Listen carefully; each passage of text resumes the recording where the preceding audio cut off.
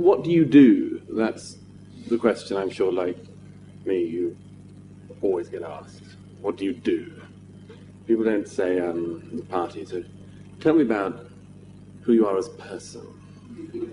Or tell me who you love at the moment. Actually, some people. There are variants of that question, of course, which you do get asked. But what do you do? I remember shortly after, just after leaving university, I saved up some money and spent a period just reading. I got to the end, I remember, of the novels of A.S. Byatt, and realized if I didn't stop now, it would be a clear run to the grave. I suddenly realized that the sort of strangeness of this reading sabbatical, when I was at something and somebody I didn't know said, "What do you do?" And I just said, "Well, nothing, really." And there was a sort of visible shock, understandable shock. He said, I've never met anyone who said that before. It wasn't, of course, true, but I just thought it was perhaps more honest than saying, well, I'm reading at the moment, or whatever. So I tried it out. But people aren't used to it. There's a reason we find our place in the world.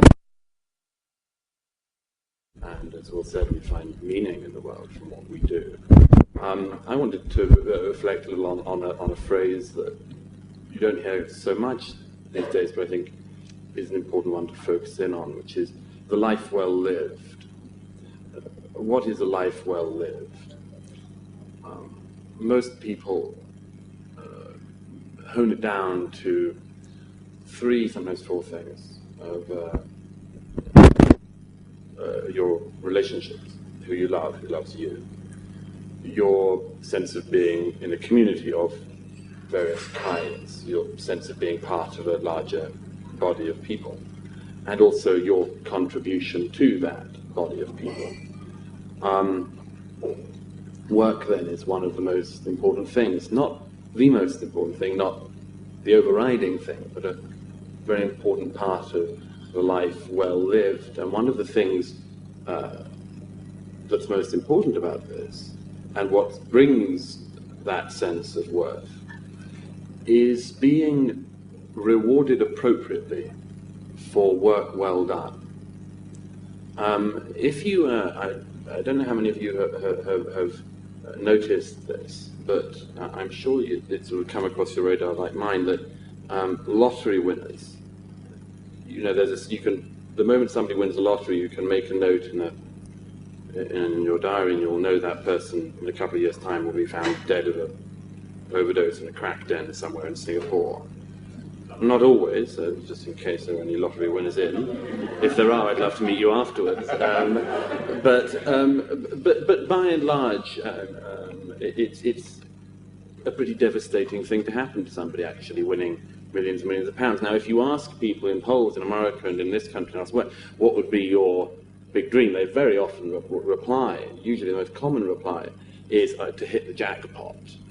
Actually, hitting the jackpot is to be immediately taken advantage of by your nearest and dearest, usually your spouse or a parent or a sibling, and to end up, as I say, either destitute or addicted to things you didn't know the existence of particularly before. It's a very unhappy outcome very often to that eventuality. So what is it, though, that does give people worth? It is being rewarded appropriately for work done well. This is something I'd argue that we have been in the process of losing in recent decades in this country.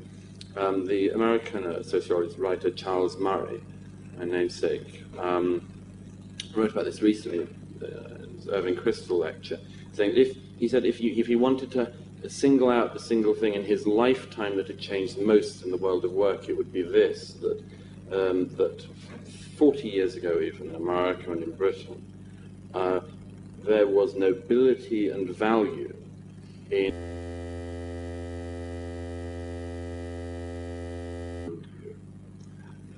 it wasn't a problem, it wasn't to be looked down upon if you did any kind of trade, labor, work, and so on, if you worked hard and provided for those around you.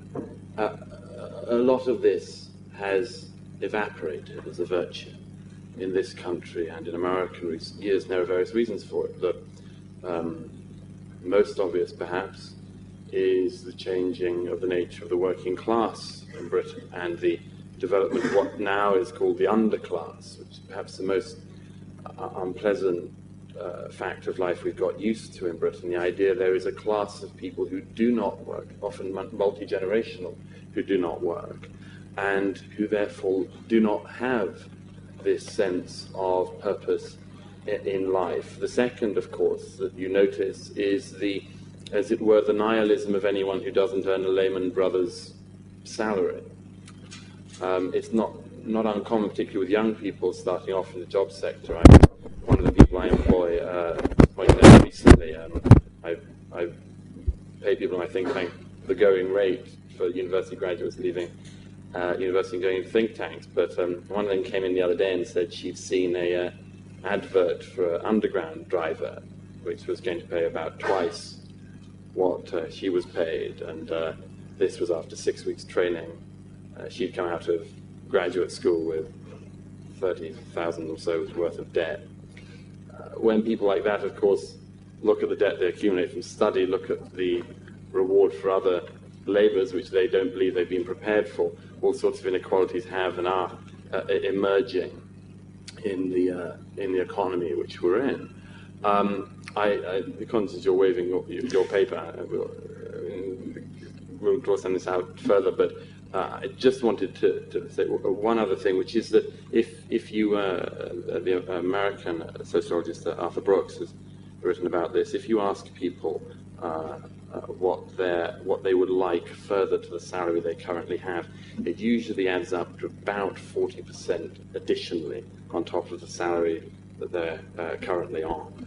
I found this as well. If people ask for pay rises, it tends not to be, I'd like 5 times what I'm currently earning, or I'd like 5% more. But what they really aim for, what they can imagine, what they can see worth in spending money is roughly around that figure. So we have in our heads the kind of money we want to survive, and we have in our heads, I think, the kind of direction we want to work in.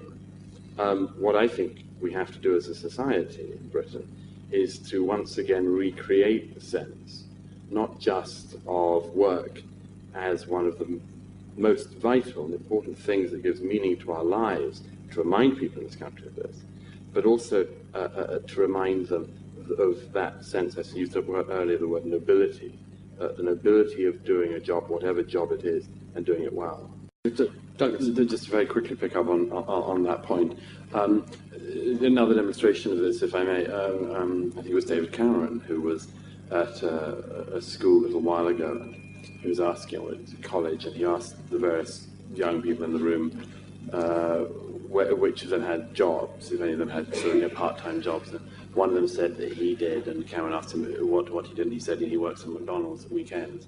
And in front of him, quite a few of the other boys laughed and sniggered and so on. And Cameron, to his credit, picked up on this and said, don't laugh at him. He, apart from anything else, the best way to get a better job is to have a job.